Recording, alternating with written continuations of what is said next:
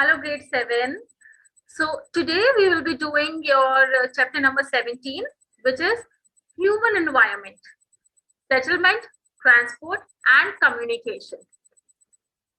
So, human or cultural environment is the creation of man. It includes settlement and means of transport and communication. Cultural environment of an area or a region reflect the level of development of civilization. Man has developed the cultural environment by using his natural environment with the help of tools, skills, and technology. The process of development is still continuing. Man has an extraordinary adaptability to live and survive in difficult environmental conditions. He appeared firstly on the earth, it's about 2 million years ago. In the beginning, he led a nomadic life as a hunter and food gatherer. Used to only hunt and used to only gather the food to fill the stomach. He was totally dependent on nature for satisfying his basic needs. Later, he began practicing farming and domestication of animals. Farming brought about stability in his life, and he made permanent settlements nearby his fields, which were located near rivers and lakes.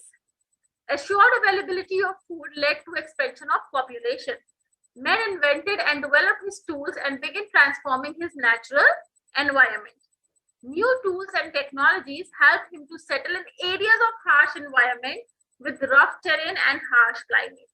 This led to the expansion in settled areas. The invention of the wheel, it was the major landmark in the history of mankind because it facilitated the development of various types of cars driven by animals. It also led to the development of pottery, spinning, and weaving. Exchange of goods in form of barter trade ensured. See, earlier they had no money. So they used to, if I am growing rice, you are growing wheat, I will give you some of my rice, you give me some of your wheat grown. So this is how the barter system used to happen, without cash, without any money. So population began to swell and several cities started emerging. As human population continued to grow, there was expansion in agricultural land also. Forest land were cleared for making room for agriculture. Area under forest began to shrink. Much later, new economic activities such as mining and manufacturing gave an impetus to the growth of towns. Industrial revolution in Europe led to a spurt in manufacturing industries. The industrial man was responsible for the population and degradation of environment. If we'll talk about settlements, so a settlement is a cluster of houses, too many houses together, and they're living together in a society. So the earliest known human settlements were in the form of caves. The permanent settlements were, however, built when men learned to grow crops. So these early settlements comprise a few temporary huts made of mud, wood, leaves, etc., encircled by fences or mud walls. Early settlements, known as villages, were usually situated near the rivers where water was available in plenty. Gradually, with the development of manufacturing, trade, commerce, transport, and culture, permanent settlements got multiplied in number, means they increased. With the passage of time, human settlement grew in size. Today, we have towns, cities with multi-story buildings, right? Classification of settlements. So settlements are classified in a number of ways. Depending on the period of time of use, a settlement may be temporary or permanent. So temporary settlements are occupied for a short period of time and then people leave it. But the primitive ones, they stay there for a longer period and that's a permanent settlement. So the primitive cave dwellings are the example of temporary settlement. Even today, many tribes living in tropical rainforests, deserts, tundra, etc., they build temporary settlements. Permanent settlements are those that remain in use for a long time continuously.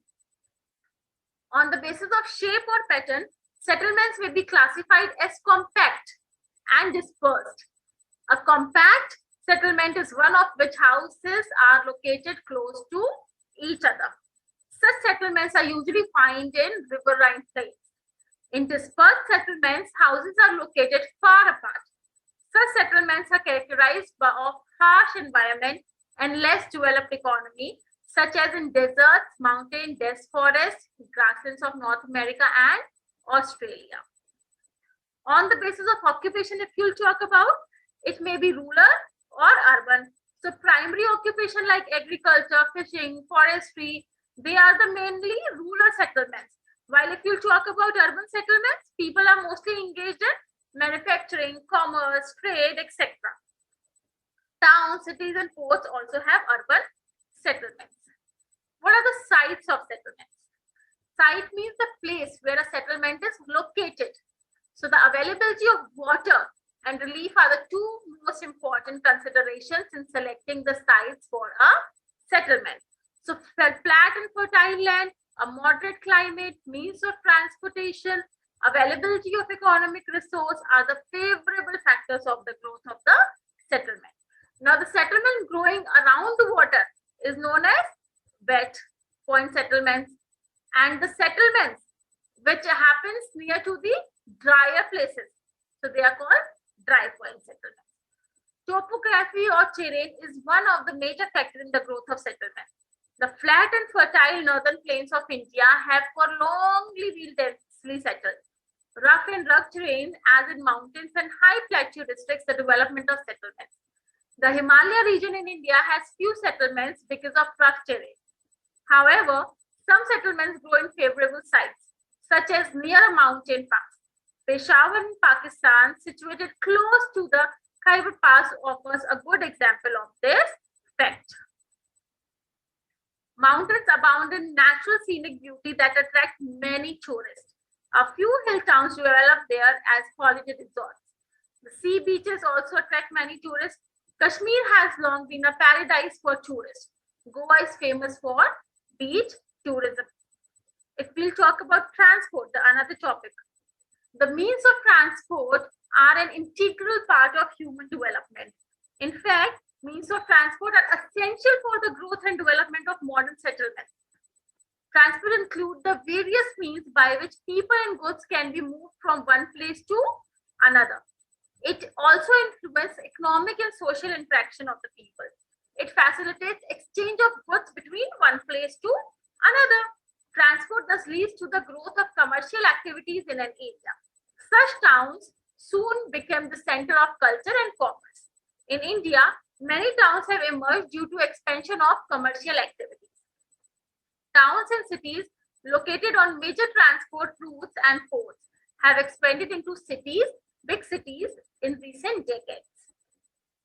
Before the invention of wheels, people had to cover distance on foot and carry their own loads. So it used to be very difficult for them to go from one place to another and also carrying weight on their back. So after the invention of wheel, what happened? Wheeled cars began to be used. Much later, the metal roads, railways, motor car, airplanes, they all came into the scenario. Now, if we'll talk about mode of transport, the different modes, roads, railways, pipelines, and waterways. These are the four main, if you talk about roadways, railways, waterways, and airways. So these roads and railways, they are the transportation which use the road on the surface, and airways is the fly, and water is the water transport. Roads are widely used for short distance travels, also for long distance. Nowadays, the people are traveling long trips also, they are taking long trips. Automobile require broad and battled road. Today, most modern countries have expressway or freeways. In India, we have national highway connecting different states. State highways connecting places within state, districts, village roads connecting towns and villages, respectively. So we can, with the help of roads, we can travel from one place to another. Goods can travel from one place to another. If one state is growing one particular product, another state is growing another particular product, so they can exchange very easily with the help of road. It actually facilitates speedy movement of people and goods. Railway transport, if you'll talk about, it is for long distance travel. It is for smaller distance travel also, but basically it covers quickly the longer distances. It facilitates movements of passengers and goods in bulk. The railways were first introduced in England in 1825 AD. Earlier, the railways were driven by steam engines. Now they are electric engines. It's an easy to construct railway lines in plains, yet today railways are also found in high mountains. Transcontinental railways cover long distances. The Trans-Siberian Railways in Russia is the longest railway in the world, and India has the fourth largest network of railways in the world. Now we have metros also in Kolkata and Delhi, and Mumbai it's in progress. If we talk about pipeline, it's the cheaper and convenient means of transport, but in case of materials, for example, natural gas and petroleum, we can't go. Waterways, if we talk about, it's used since ages. These serve as the cheapest means of transport, we have already learned, especially for long distance travel, because they do not require laying of tracks or roads. They are particularly useful for transporting bulky goods over long distances. Waterways are of two types, inland and international. Inland waterways includes river, canals, lakes. So the St. Lawrence Seaways is one of the biggest inland waterways in the world. If you talk about international waterways, they are the carriers of international trade. The Suez Canal and the Panama Canal are the two most important oceanic routes in the world. Now comes the fourth one, the airways. They have developed comparatively recently only. KLM, the world's first commercial airline, was started in 1928. Totally all the major cities of the world are linked with airways. Airways are the fastest, though costliest means of transport. They are particularly useful in remote and inaccessible areas for military purpose. But nowadays, everyone uses them. So, means of communication. Communication involves transmission of message both at personal and at mass level. Right now, I am communicating with all of you. So, it's a means of communication. Messages are both oral and written. Mine are oral. Written messages are sent through postal system and through computers. Telephones are meant for oral communication. Now, internet is the biggest boon here. Development in the field of electronics have given rise to the telecommunication and have accelerated the speed of communication. Today, besides telephones, teleprints, fax machine, mobile phones, computer are various means of telecommunication. Computers have revolutionized communication. Internet has connected millions of computer world together. It has given access to a wide range of information. Satellites are now being used to telecast sports and other events live on television. Television, radio, and the press are example of mass media. They provide us news, information, and entertainment. They also create awareness about key issues like literacy, healthcare, family planning, etc. about the development taking place in the world. Very easy chapter. Go through it, read it once again, you will get it. All right, class. That's it for today. Thank you so much.